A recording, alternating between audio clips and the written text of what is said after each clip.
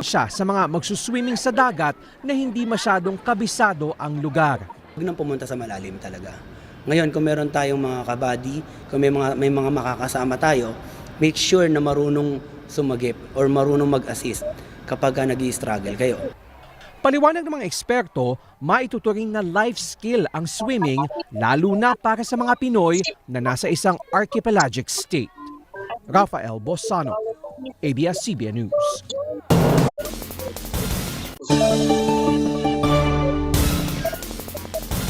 Alamin po natin ang lagay ng panahon mula kay ABS-CBN resident meteorologist Ariel Rojas. Ariel, ano ang update sa Bagyong Kaloy? May panibago bang sama ng panahon? At nakalabas na ng Philippine Area of Responsibility o PAR kagabi ang Bagyong Kaloy. Lumakas pa ito bilang isang tropical storm at binigyan ng international name na Chaba. Samantala, isang panibagong low pressure area ang nabuo naman sa Philippine Sea silangan ng Northern Luzon kaninang madaling araw at naging bagyo ito ngayong hapon at binigyan ng local name na Domeng. Huli itong namataan 930 km silangan ng extreme Northern Luzon, taglay ang lakas ng hangin na 45 km per hour malapit sa gitna at pagbugso na hanggang 55 km per hour. Kumikilos ngayon si Domeng pahilagang kanluran sa bilis na 15 km per hour. Hindi po inasa magtataas ng wind signal ang Pag-asa dahil mananatili sa gitna ng dagat ang bagyo.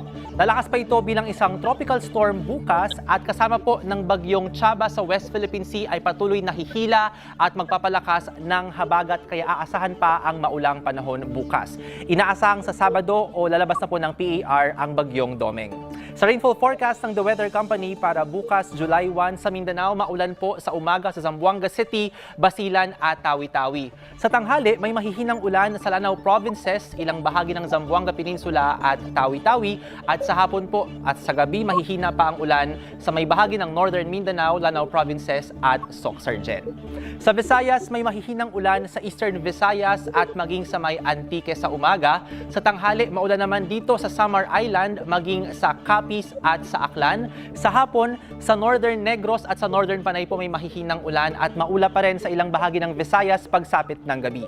Sa Palawan naman, bago magtanghali hanggang hapon may aasahan pong pag-ulan sa probinsya at sa Luzon, sa umaga may ulan po sa bahagi ng Pangasinan, Central Luzon, Bicol Region at ilang bahagi ng Mimaropa. Sa tanghalit, halos buong Luzon na makakaranas ng pag-ulan, lalo na sa Central Luzon at tuloy-tuloy po ang mga pag-ulang ito hanggang hapon, lalo sa Northern Luzon.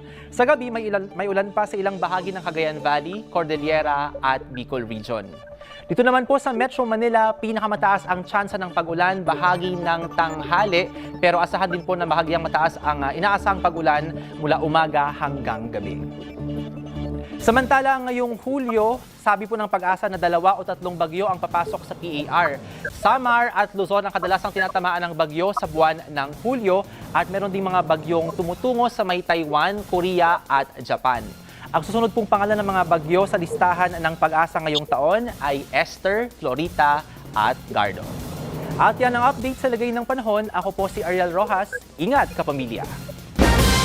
Become a Shopee VIP member with your first month free. Ako po si Ariel Rojas. Ingat kapamilya!